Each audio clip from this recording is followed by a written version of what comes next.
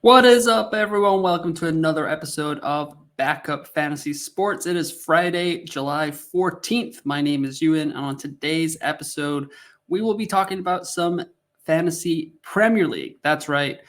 Usually the channel talks about F1 fantasy, but with the Fantasy Premier League season starting, it is time to get into some of those videos. So that's what I'll be doing on today's episode. I'm just going to be talking about the first three drafts that I put together for the 2023-2024 FPL season. This will be my third full season playing. I finished in the top 100K the last two seasons, so pretty good start, but trying to crack the top 75, top 50K this year, that would be great. So we'll be providing weekly videos talking about what's coming up that game week and some content throughout the preseason. But let's just get right into it here with my first draft. I want it all is what I titled it, as I have Haaland, Salah, and Trent in this draft. Is it ambitious? Yes. Are sacrifices being made? Also, yes. A theme you'll see throughout the three drafts that I have here is the lower end players. I don't really change those out. Those are more about like price points rather than anything else. But in goal, I've got Mark Vlakin and Areola from West Ham here. I prefer to go 4.5 and 4 mil at the goalkeeper position. So seeing how that's going to shake out throughout the preseason, I know David Raya is still at Brentford, but it will be interesting to see how that shakes out throughout the preseason. Backline here, I've got Trent, Estupinan, Zinchenko, and Matty Cash, and Bayer down here as my 4.0 defender. Cash can be easily changed to Pau Torres, who just came in at 4.5 for Aston Villa, which is a pretty exciting signing for FPL, just because it sounds like from the Aston Villa guys that he's going to be in the majority of their lineups. So that's a nice way into Unai Emery's season. Wrote the Aston Villa FPL team preview on rotoballer.com earlier this week. So definitely check that out. All rotoballer.com's FPL content is free. So just go over there, check out the team previews and the position previews we've been putting out over there in written form if you don't get a chance to watch all the videos. But Trent, it's going to be really tough to go without him. But in a later draft, I do have one that I like quite a bit. Midfielders here: Salah, Saka, Raheem Sterling, Brian Mbeumo, and Enciso from Brighton. And then Haaland up top seems non-negotiable at this point. Evan Ferguson and McAtee from Luton Town. I like this team. It's pretty here, let's go to the next slide. The pros and cons of the I Want It All draft. So I feel like it's got the best asset at each position in this, with Trent in defense, Mo Salah midfield, and Erling Haaland up front. Triple Brighton is nice for their early run of fixtures, but will I play Enciso all of those? So that could be something to think about going forward. Double Arsenal, also nice, as they have an excellent run of fixtures, and getting Salah in your lineup is just, at this point, a differential in Fantasy Premier League, which has not been something I could have said over the first 2 years that I've been playing the game. The cons here are 0 Man United, which is going to be tough to kind of get around, and only one Man City player, who are the best attacking side in the league, possibly the world. It's a lot of money in the starting 11, and it's kind of, without sacrificing Mo Salah, it's kind of tough to get to another 8 to 9 midfielder, which is the range that it seems the game is kind of pushing us towards this year. But I remember feeling like this last preseason, where we had all of these 8 million mids, and everyone was like, you got to get 2, you got to have space for 2. And most of them didn't work out that well early in the season. I know Saka did. Luis Diaz got injured. James Maddison wasn't firing all cylinders. Phil Foden was a disappointment. Kulusevski wasn't that great. So just something to think about there in the I Want It All draft. But I do like Mbeumo. I've seen some ups and downs of him in the FPL Twitter community. But I think with Ivan Toney out, he's going to be kind of the talisman for Brentford, and sounds like he's going to be on penalties, which is always good as well.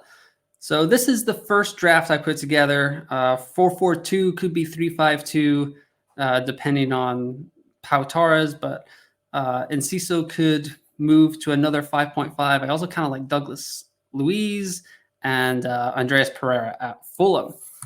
In the Template City draft, which is what it is on what it says, template, Pickford, Areola, Trent, Estupiñán, Shaw, Botman, and Bell. Midfielders are, seems to be the template right now in the FPL community is Rashford, Saka. Foden is maybe not template, but Matoma and Mbeumo are certainly the 6.5 midfielders being considered, and Erling Haaland and Gabriel Jesus and Archer over here. Nothing in the bank with this lineup, so a little less flexibility. Pickford. So the main reason I wanted to put this draft in here is because I kind of don't love it at all. And we'll just go over here to the pros and cons. The pros: double Arsenal, City, Man United, and Brighton. Pretty good. It protects yourself from some big rank hits after game week 1, but that's not the end of your season. I know it might be for some people, but we could always bounce back pretty easily there. But with this, you've got one premium option, so you're perma-captaining Haaland. Is that a good thing? Is that a bad thing? I would say it's a pro because it's one less decision you have to make each week, which is always nice to limit or to kind of whittle down the decisions that we have to make in this game because you can kind of have like choice overload. But the cons, is it any fun to go template? Last season, I was a victim of it, I would say. Definitely influenced my decision-making a lot. So it wasn't super fun to be like, okay, yes, they scored 6 points, but he's 180% EO. So is that great? I don't know. There are some rotation concerns with Foden for sure. Matoma a little bit. Solly March is there. We don't really know how De Zerbi's going to set up this year. Alexis McAllister has gone off to Liverpool. João Pedro's there. Enciso, Evan Ferguson. It's going to be Welbeck's in the mix for up front. So it'll be interesting to see how De Zerbi kind of lines up in the preseason and what the lineups look like. Also did a Brighton preview and an Arsenal preview and a Chelsea preview this week on rotoballer.com. So check that out. Other cons, 2 dead bench spots with Bell and Archer. Bell will play at least, but Archer's seen some rumors that he might be starting to get a game, but still not about it. And Botman, just Newcastle's fixtures are pretty difficult to begin the year. So I know he's a pretty popular choice as a super sub, but there are other 4.5 options like Pau Torres that just came in. He would be much better in my lineup, I would say. These screenshots were taken yesterday before the signing was made official and the FPL price came out. But Pau Torres is probably going to be my 4.5 million slot from now on, and 0 in the bank. So no flexibility after game week 1. One of the things that kind of rescued me last year, which is maybe hyperbolic to say, but game week 1 had 0.5 million in the bank. I went Kane over Haaland.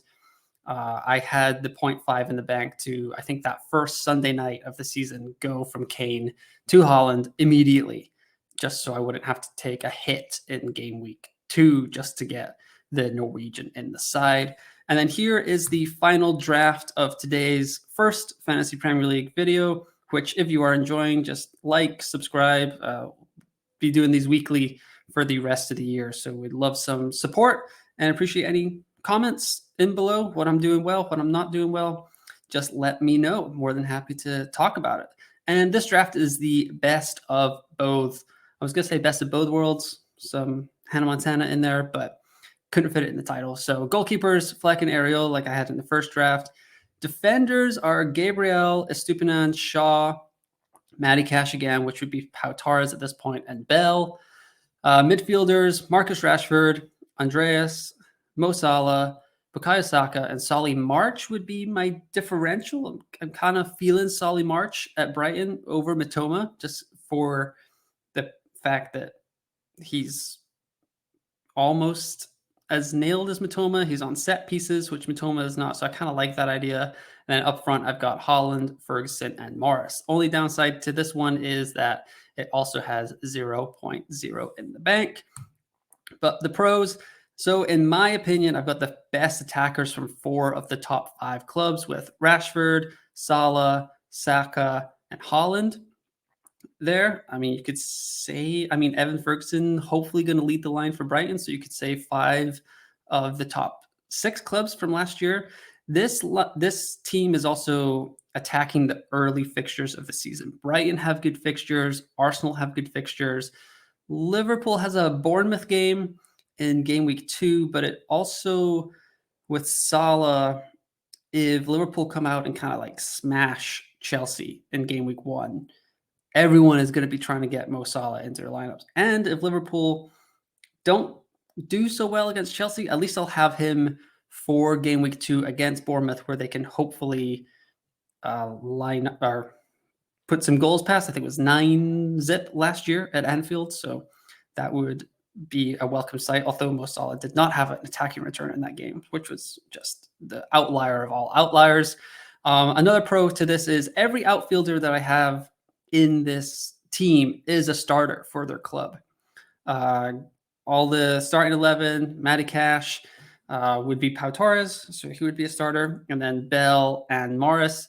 The double Luton, that is a con over here, along with no Trent, who's probably going to be one of the most popular defenders in the game. Only Salah. It's kind of tough to maneuver at the forward spot with a lineup like this. Ferguson is cheap at 6 million. So if someone else came along that was looking better, like a Nkuku, or if Darwin comes flying out the gates, or Gakpo, it'd be a little difficult to get to one of them instead of Ferguson. And this possibly locks me into an early wild card, which could be a pro if the early fixtures go well, but it might not work out. I'm not sure if I don't love that flex, or that lack of flexibility of knowing when to play my wild card. There are some FPL managers that are like, yep, I'm going to play at game week 4. They already know that, or yep, I'm going to play at game week 8. This early in the preseason, I am not that locked in to a strategy at all. But I would say I like this lineup the most, especially because it has the first pro there, best attacker from 4 of the top 5 clubs. It's got goal scorers. It's got people that Salah's on pens for now. Saka, hopefully on pens. Holland's on pens. Andreas could take pens away from Mitrovic. We don't entirely know that yet. Solly March takes set pieces for Brighton. And the other thing is I could downgrade Shaw to like a Zinchenko to give me another Arsenal player, triple Arsenal with their early fixtures. And that would give me the 0.5 in the bank to kind of maneuver around if needed. Maybe if I want to take a Solly March up to a Raheem Sterling or something along those lines. But this with Salah and Holland, it's kind of attractive. I know a lot of people are maybe not going that route this early in the preseason, but we'll have to see. There's still a month before the season even kicks off. A lot of stuff is going to change in the preseason. The one inkling I have, and it's kind of out there, but I'm doing more research into it right now, but Holland played the most minutes of his career last year, and it was the first time he stayed healthy for an entire season. He is 22, 23 right now, so it would make sense that as his body is just getting stronger and stronger, he's getting healthier. That is entirely possible, but he had a massive jump in minutes and games played last year.